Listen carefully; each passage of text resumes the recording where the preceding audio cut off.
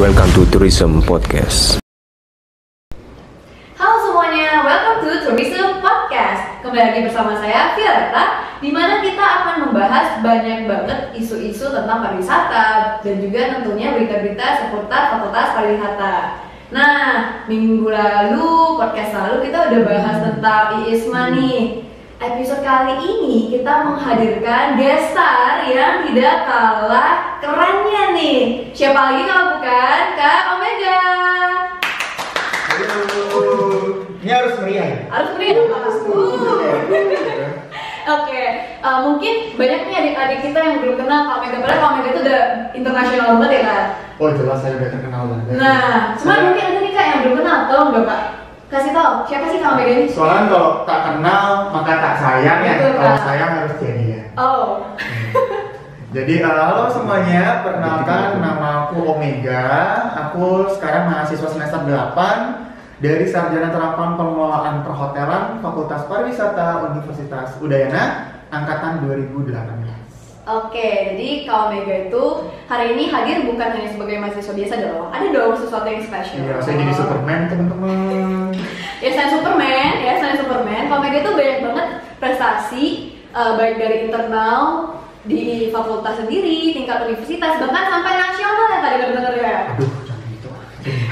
Jadi sombong saya. Jadi sombong makanya mulai meroket guys, mulai meroket. Kita pancing terus roketnya. Kita topik hari ini mungkin terlalu banyak ya kalau kita jabarin prestasi Kak Omega ya. Ya Allah. Hari ini kita fokusnya ke Pilmapres. Jadi everything about Pilmapres akan kita bahas hari ini. Gitu. Jadi mungkin banyak teman-teman yang nggak tahu juga, beberapa bulan lalu kita itu sempat mengadakan seleksi internal untuk Pilmapres ya Kak di tingkat fakultas, dan Kak Omega itu hadir sebagai MC kita gitu. Jadi Kak Omega itu menyaksikan seluruh proses seleksi dari awal sampai akhir gitu. Nah, kenapa sih Kak Omega harus hadir tentang Pilmapres? Jadi Kak Omega ini sudah berhasil sampai ke tingkat nasional untuk mewakili Fakultas Pariwisata dan Universitas Udayana dalam Pilmapres di bidang diploma ya Kak ya? Betul. Di kategori diploma. Mungkin saya ngomongnya cukup deh biar Kak Omega aja yang sharing ini ya pengalamannya gitu. Pertama-tama nih basic dulu deh Kak, kita basic dulu. Kabar Kakak gimana sih sekarang? Kabar aku luar biasa sekali. Luar biasa. Aku sehat and I'm happy.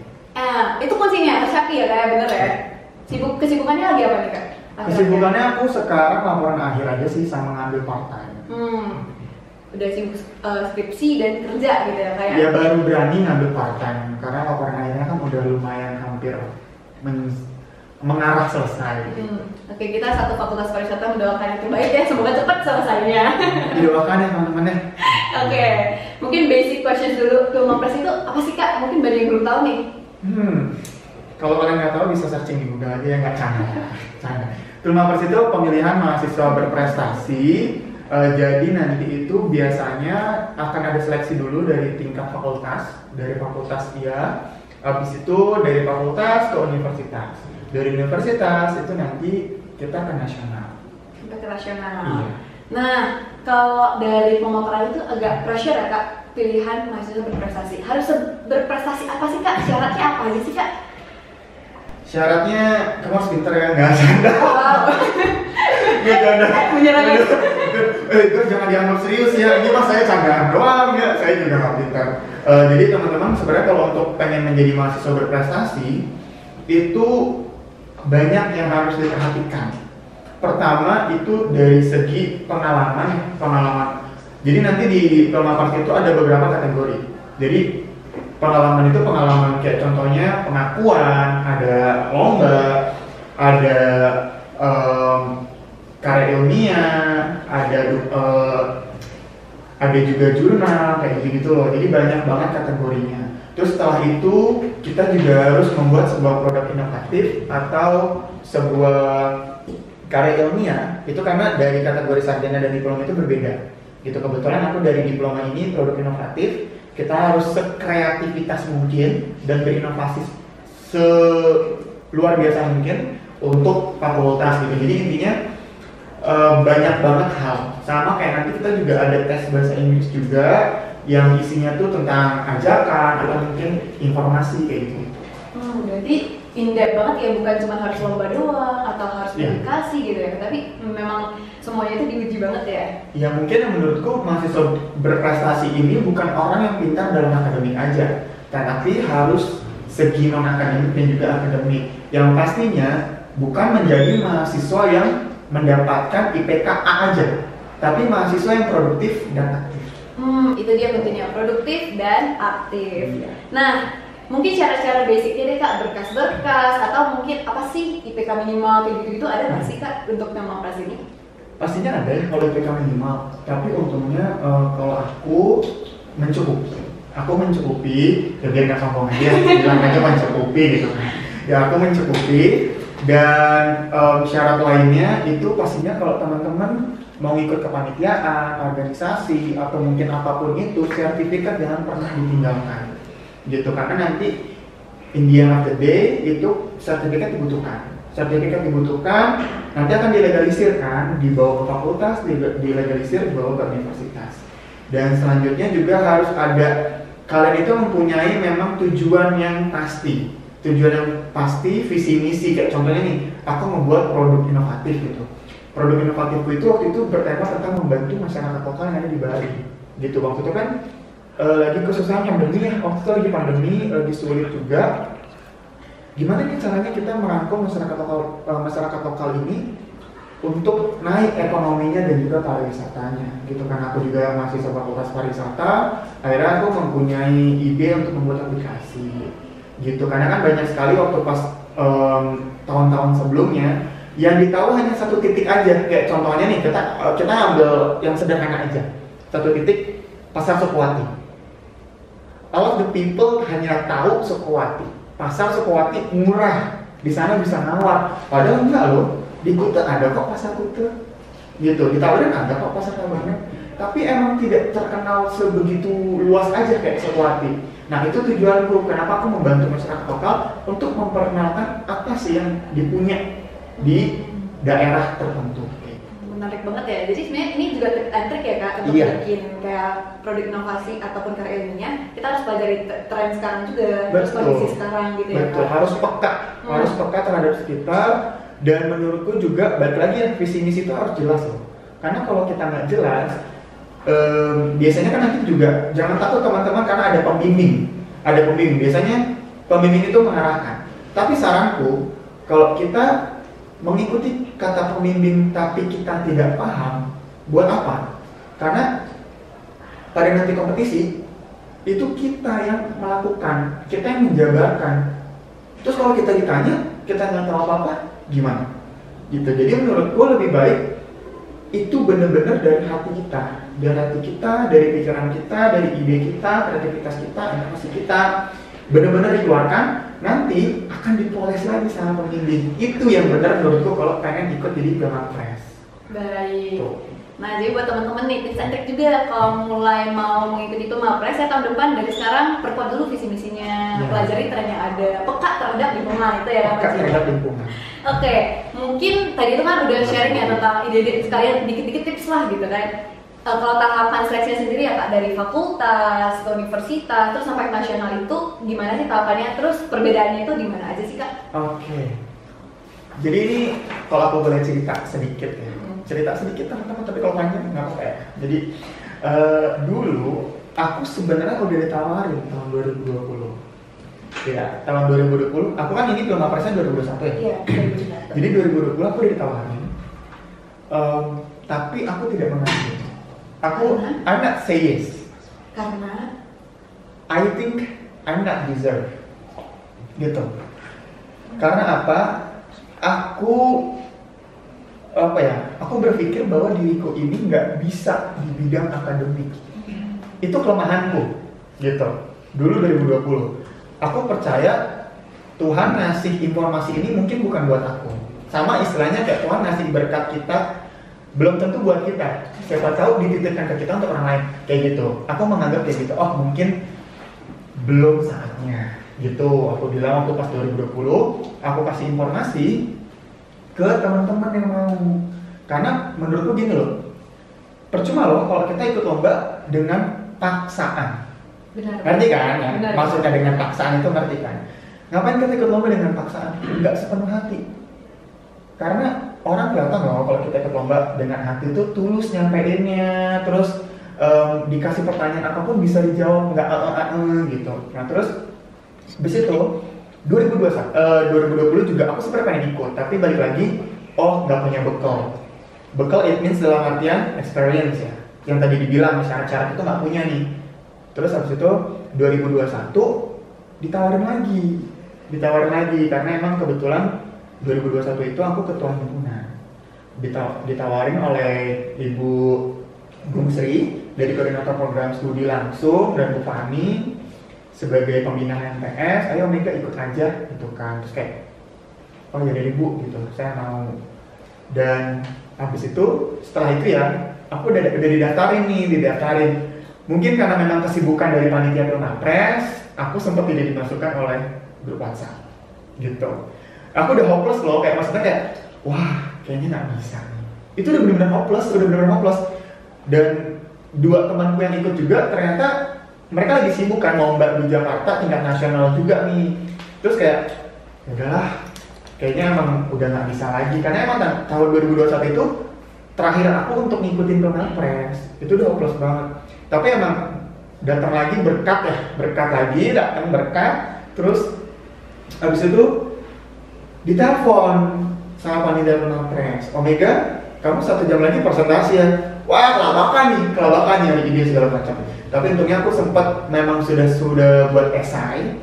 Jadi waktu di fakultas itu kita cuma buat esai, buat presentasi, lalu dipresentasikan. Nah gitu, nanti habis dipresentasikan, nanti ada sesi tanya jawab tentang bahasa Inggris. Gitu. Violeta kan juga pesertanya kan tahun ini, gitu kan. Jadi bedanya dengan tahun ini itu lebih sama dengan di universitas. Gitu. Tapi kalau misalkan di fakultas kan dulu di angkatan itu esai, PPT, presentasi, terus nanti ada sesi tanya jawab bahasa Inggris. Gitu. Presentasinya juga pakai bahasa Indonesia. Nah, di universitas itu lebih strict lagi gitu. Waktu itu di universitas itu ada 3 tahap. Dilakukan dalam 2 hari. Hari pertama itu akan membahas tentang pengalaman organisasi, pengakuan, lomba di situ. Itu bakal ditanya-tanya di situ. Nah, nanti setelah itu kedua bakal ada yang namanya bahasa Inggris gitu. Di ruangan yang beda lagi. Jadi waktu pas pengalaman organisasi itu ada 5 juri. Itu ditanya-tanya dong. Kayak waktu itu kan pengalamanku dibilang tuh gimana sih ini kalau kamu jadi ketua, cara kamu nangani masalah segala macam. Wah, pressure nih. Tapi balik lagi ya, karena kita ngikutinnya dengan tulus, kita emang tahu nih caranya, udah kita jawab aja. Jawabnya tuh dari hati dan logika harus bisa nyambung. Kalau nggak nyambung pasti alam. Terus yang pas bahasa Inggris itu ada 3 juri, 3-tiganya dari sastra Inggris semua. Saya bahasa Inggrisnya ya, yang belakang gitu kan ya udahlah gitu kan, nggak apa-apa, balik lagi confident, booster yang confident aja intinya gitu kan. Terus yang terakhir itu di hari kedua baru karya ilmiah gitu. Oke, baik kan. Kalau lagi ada pertanyaan jangan. Oke, jadi kalau kayak gitu udah sharing sampai ke tingkat universitas nih ya. Terus dari sharing itu aja aku udah bisa menangkap beberapa key points tuh. Yang pertama itu boost your confidence dulu ya Kak. Kayak apapun itu confident dulu ya. Harus dong. Harus percaya sama diri sendiri dulu gitu ya. Iya. Sekarang gini, kalau bukan diri kita yang percaya siapa lagi? Betul. Kalian butuh support system. Support systemnya itu yang dalam artian apa sih sebenarnya gitu loh? Yang benar-benar support system ya diri sendiri. Yang paling tahu kita adalah kita gitu ya. Benar. Orang tua kita pun belum tentu tahu kita loh. Ya jadi berarti kalian harus mulai explore nih, kalian tuh sebenarnya kayak gimana sih mau kenalin diri kalian biar ada seleksi apa, kompetisi apa, kalian tuh bisa do your best with your own version gitu ya kan? Ya, benar. Nah jadi setelah sharing tingkat universitas nih ke nasionalnya itu beda nggak sih Kak? Ke nasional itu tahapannya lebih lama. Lebih ribet juga nggak? Karena online ya. Oh. Karena online. kebetulan lagi pandemi juga, dan memang nggak semuanya harus langsung ke Jakarta gitu. Jadi memang seleksi dulu. Sebenarnya tingkat nasionalnya aku pun nggak nyampe yang 10 besar teman-teman gitu. To be honest aja, aku juga bukan yang pribadi yang mencapai 10 besar atau juara 1 gitu, enggak. Tapi aku hanya berhasil hingga tahap kedua. Jadi waktu tahap pertama itu, jadi ada tahap 1, 2, 3 kalau nggak salah ya, ada tahap 1, 2, 3. Tahap pertama itu kita upload produk inovatif kita untuk kategori diploma ya. Kita upload produk inovatif kita upload juga ada namanya CV prestasi unggulan kita ya, CPU ya, namanya CPU CV prestasi unggulan, itu isinya pengalaman kita upload di sana. Terus ya udah kita tunggu siapa nih masuk seleksi. Waktu itu senasional itu untuk kategori diploma aja ya, kategori diploma itu 260 mahasiswa. Wow. 260 mahasiswa. Untuk yang sarjana itu hampir 600. Untuk yang sarjana itu hampir 600. Jadi di setiap universitas itu ada pemilihan mahasiswa berprestasi ini gitu. Habis itu aku lolos di tahap kedua. Ya, puji Tuhan lolos di tahap kedua. Di tahap kedua ini yang menurutku lumayan menantang, challenging myself, because you have to speak English. Ya, kita membuat sebuah, mungkin bisa dibilang campaign lah ya. Kalau menurutku sih tanggapanku ini sebuah campaign gitu loh. Kita membuat sebuah gerakan yang berisikan persuasif, informasi kayak gitu, ajakan gitu ya. Itu kita rekam dan kita upload ke YouTube pribadi, dan nanti linknya itu akan dikirim ke website di Pilmapres. Jadi Pilmapres ini teman-teman kalau tahu diadakan oleh Kemendikbud, Kementerian Pendidikan dan Budaya gitu. Jadi makanya semua universitas itu bisa mendaftar. Nah, dari sana aku tidak lolos, aku tidak tahu penilaian seperti apa, tapi balik lagi aku yakin juri pasti sudah dipilih yang terbaik. Semua orang punya kekurangan aja gitu. Jadi ya udah gitu, karena emang waktu di nasional itu sulit ya, dari 260 ke tahap 2 itu menjadi 50 besar, dipotong habis-habisan, dipotong jadi 210 loh. 210 dari 260 itu kayak menurutku, wah ini sebuah kesempatan dan peluang banget gitu loh. Dan yang tadinya aku nggak nyangka di bidang akademik dan karya ilmiah, but I can do it gitu. Sampai ke nasional lah ya. Iya, itu memang rezeki. Bersaing dengan satu Indonesia gitu. Iya. Pasti yakin lah meskipun gak sampai 10 besar, kakak pasti dapat sesuatu dong ya kan dari selama proses. Of course. Itu gitu. Of course. Tapi kita lanjut ke sebelumnya dulu ya. Jadi dari tahap 2 itu kita bisa baca kok ada regulasinya lagi, ada tanggal-tanggalnya lagi. Setelah tahap 2 itu nanti ada tahap 3. Tahap 3 itu nanti langsung 10 besar. 10 besar atau berapa besar gitu nanti akan dibawa ke Jakarta. Di situ nanti mereka akan kayak contoh dikasih kasus atau mungkin kayak gimana gitu. Itu namanya mereka akan berusaha bertukar pikiran. Itu setelah itu nanti baru mereka ada sesi seleksi tentang penjabaran karya ilmiahnya atau produk inovatifnya kayak gitu. Itu pas yang di nasional. Memang nasional itu tahapnya dari Juni sampai Agustus. Bahkan sampai September kalau nggak salah, panjang banget gitu.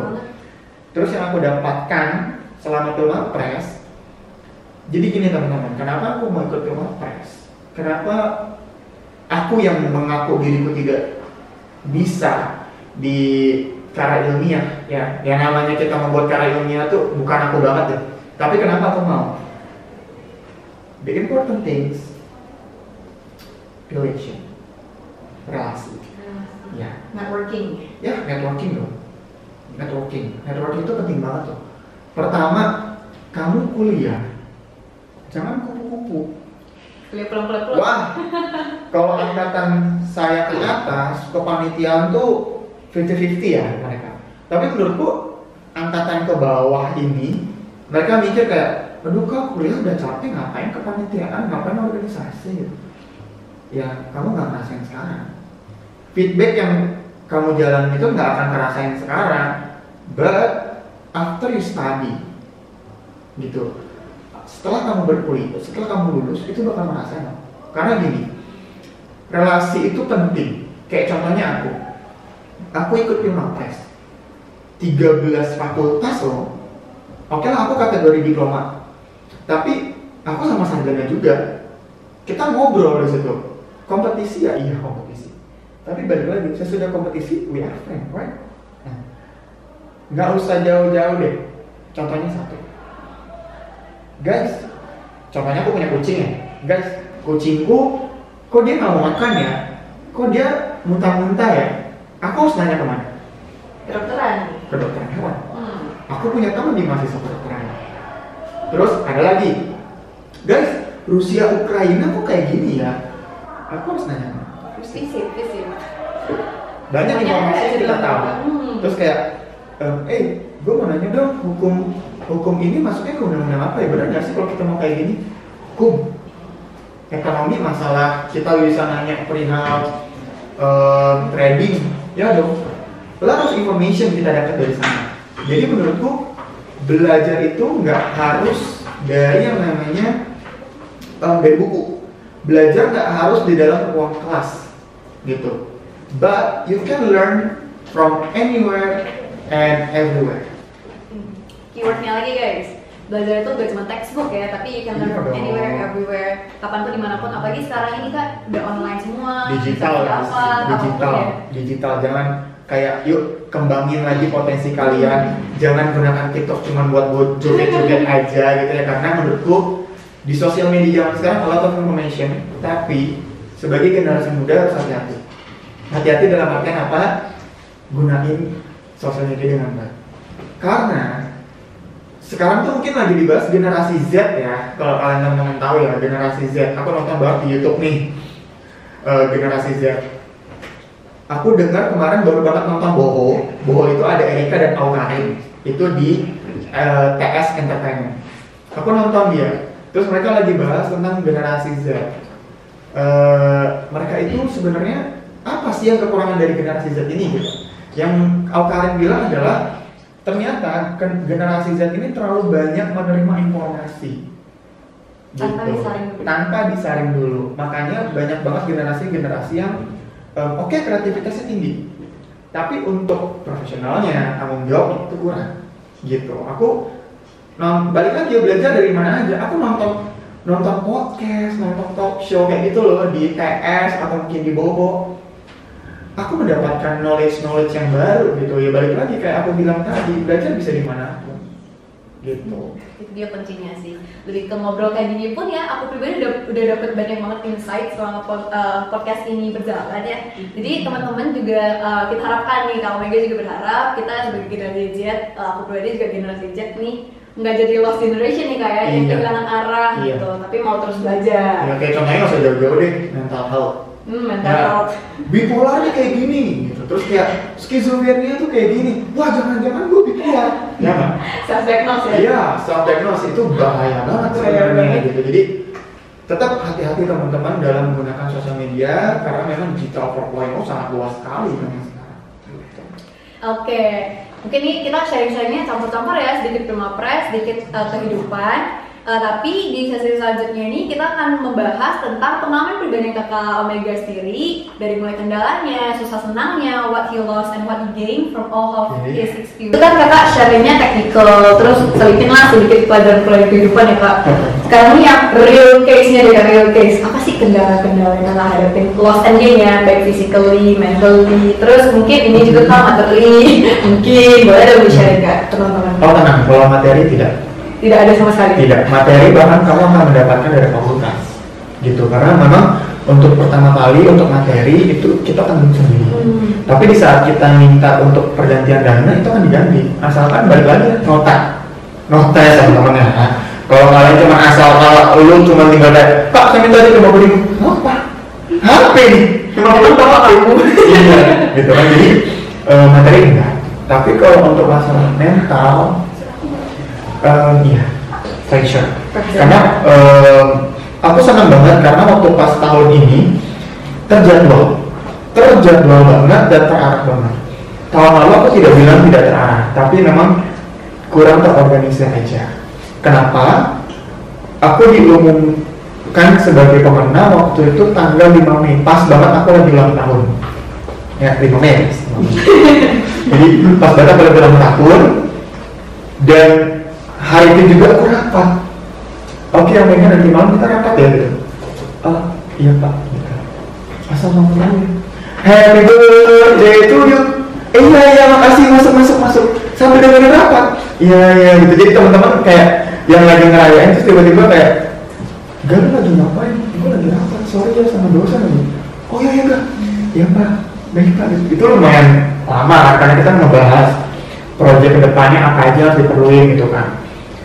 Mental sih, karena menurutku itu seneng itu hari ulang tahunku, tapi pressure juga karena aku menang, aku membawa fakultas di Uni. Betul. Nah, habis itu tanggal 5 yang buat aku shock lagi. Oke Mega, tanggal 8 semuanya harus beres ya. 3 hari nih. I just quiet, like, okay, what I can do gitu kan. 3 hari karya produk inovatif iya,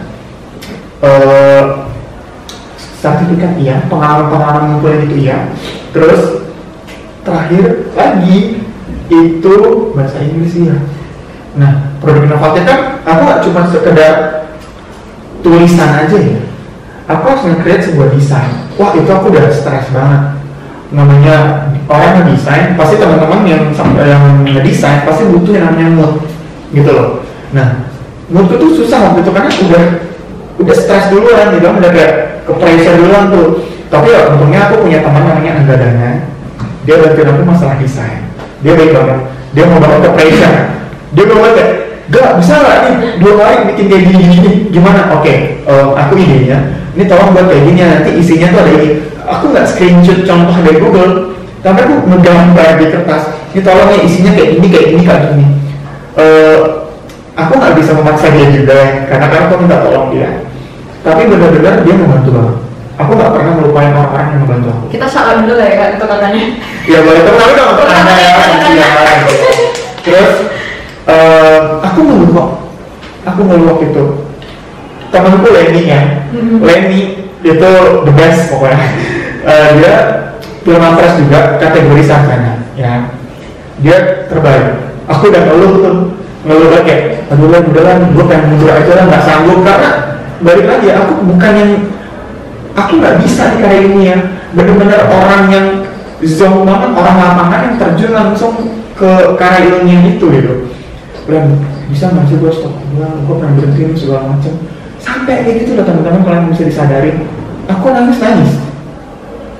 tapi aku nggak ngasih tahu itu. Tapi balik lagi, tanggung jawab, apalagi laki gitu kan.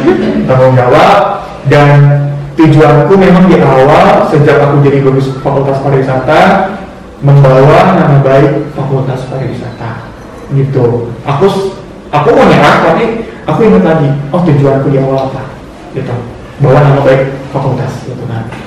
Tuh, itu di awal nih. Waktu itu yang terbuang-buang parah. Apalagi targetku waktu itu awal semester 6, semester 7 aku harus training. Di bulan Juni aku training. Aku sampai gak training. Jadi aku kan hidupnya penuh dengan planning, hidup dengan perencanaan yang baik, strategi yang baik. Jadi kayak oke, Juni udah harus training nih. Nggak jadi. Agustus aku baru training. Sampai aku hopeless banget nyari training karena training tutup. Banyak stres gitu aku tahun lalu. Kalau dibilang stres, depresi iya. Mungkin teman-teman ada yang tahu kalau aku sempat drop yang parah ya. Itu karena depresi. Sebenarnya depresinya bulan Mei, Juni, Juli ya, Agustus itu. Tapi dropnya setelah itu gitu. Itu secara fisik juga ya? Fisik dong, fisik. Karena waktu pas aku itu Mapres ya, aku nyiapin itu aku sampai nggak tidur. Mau dong nggak tidur. Aku harus nyari sertifikat, belum lagi sertifikat yang digantung dari beberapa organisasi gitu kan. Terus aku nyari segala macam, memperjuangkan nama fakultas gitu kan. Terus itu bikin kalimat bahasa Inggris juga, desain juga gitu kan. Ternyata tuh, wah ternyata fisiko tuh nggak sekuat itu. Itu waktu itu aku drop dari bulan September sampai Januari, dropnya bertubi-tubi gitu.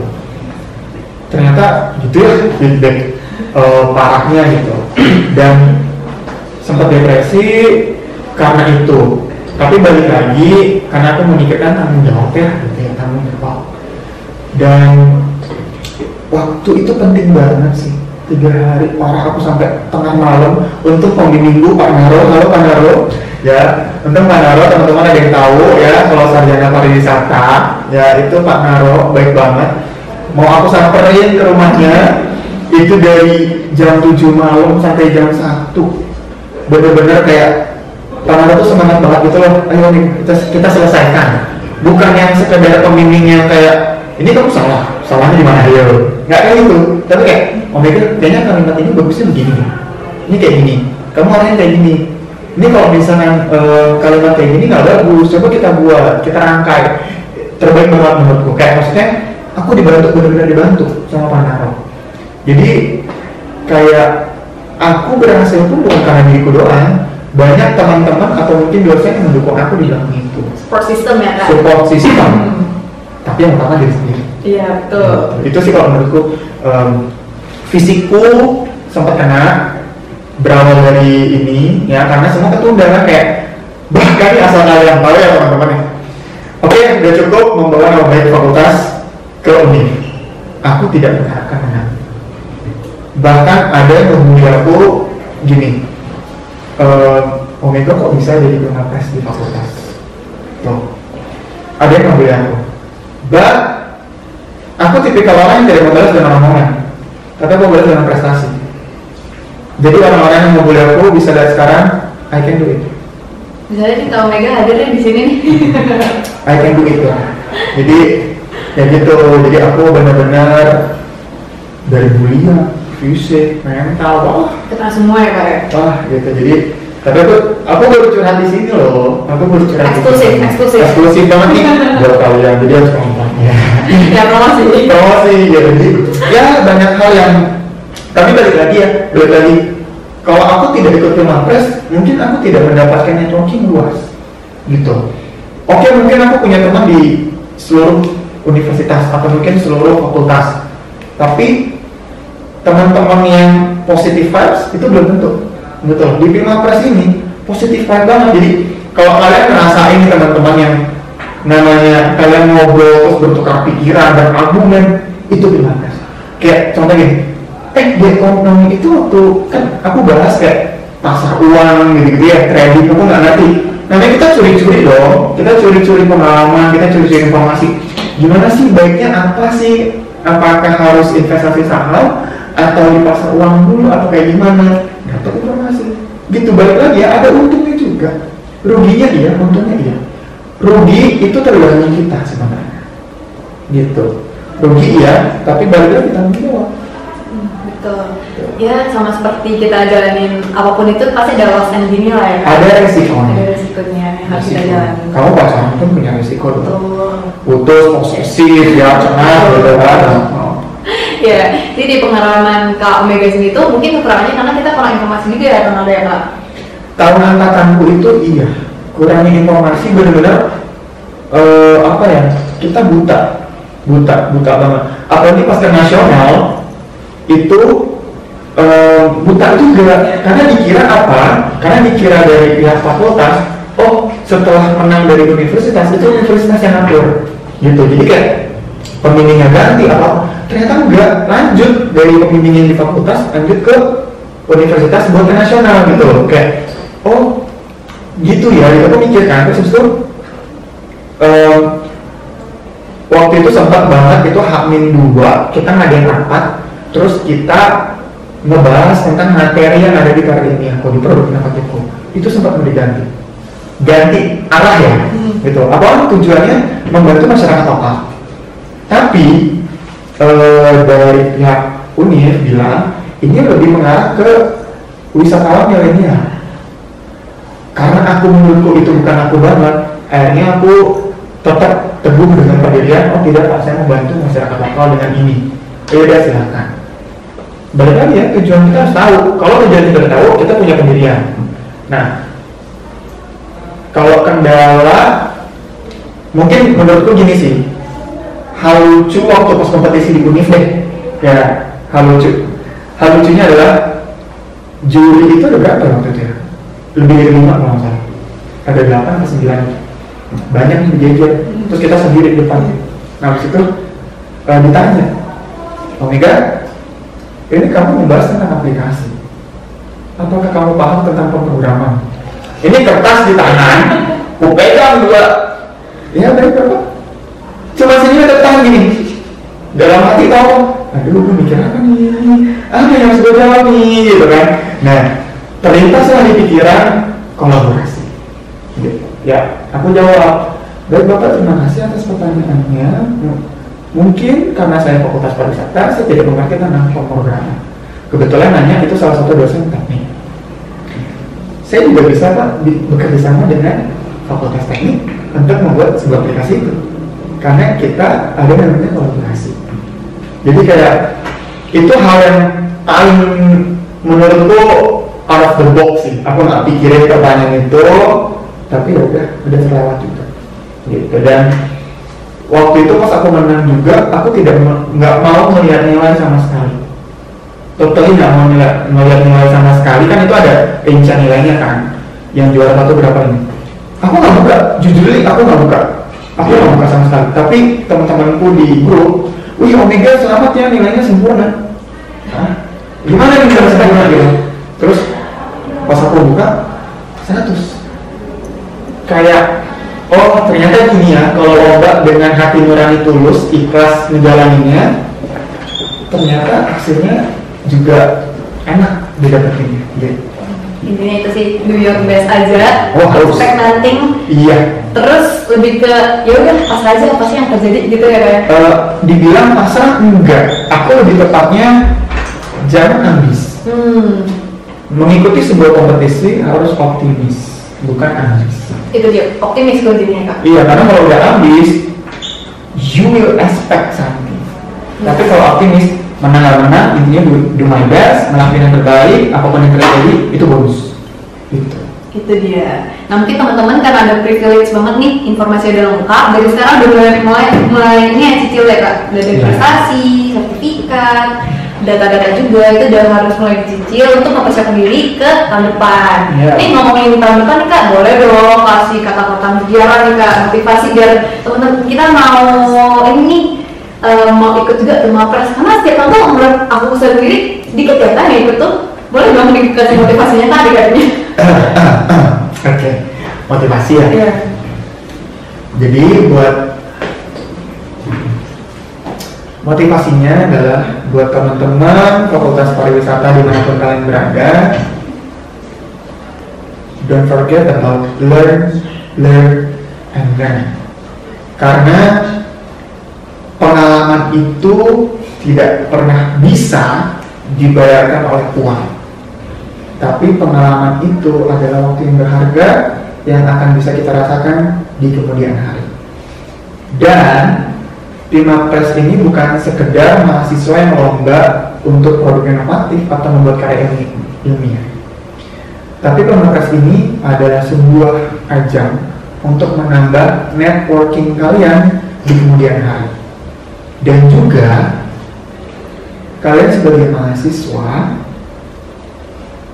harus mau belajar dong pastinya. Kayak banyak banget loh, kayak angkatanku ini atau mungkin sebelum-sebelumnya, apalagi salah satu yang cowok ya. Yuk booster lagi confident kalian, booster lagi rasa semangat kalian, karena Indonesia butuh generasi muda yang intelektual, kreatif dan inovatif, serta memiliki daya pikir yang luas. Jadi jangan pernah puas akan hal yang kalian lakuin, tapi selalu haus akan pengalaman. Oke, itu dia bincang-bincang kita tentang Purmapres dengan Kak Mega. Terima kasih banyak Kak Mega sudah bersedia hadir menjadi guest star kita. Nah, jadi beberapa keywords dari podcast hari ini adalah yang pertama be confident. Bahwa kalian harus confident dulu, kalian harus tahu dulu potensi kalian sendiri. Terus kalian perkuat visi misi kalian. Terus pokoknya expect nothing and do your best aja gitu kalau kata Kak Mega itu gitu. Terus ingat keep learning and learning. Nah, itu dia dari kita. Semoga teman-teman jadi termotivasi ya pengen ikut juga Purmapres, dan ayo dong semangat biar kita bisa kirim kandidat-kandidat terbaik untuk mewakili kita di tingkat universitas bahkan sampai nasional gitu Kak. Nah, jadi semoga teman-teman yang menonton ini ada informasi baru nih ya untuk teman-teman, dan ada insight baru juga bagi kehidupan teman-teman, kehidupan kemahasiswaan teman-teman gitu. Next time kita ada juga nih guest star yang bakal menarik nih ya. Kalau kita bahasnya akademik mulu mungkin agak sedikit membosankan nih. Next apa ya yang kita bahas ya? Pokoknya stay tune terus di Tourism Podcast selanjutnya. Saya Violeta undur diri. Terima kasih. Welcome to Tourism Podcast.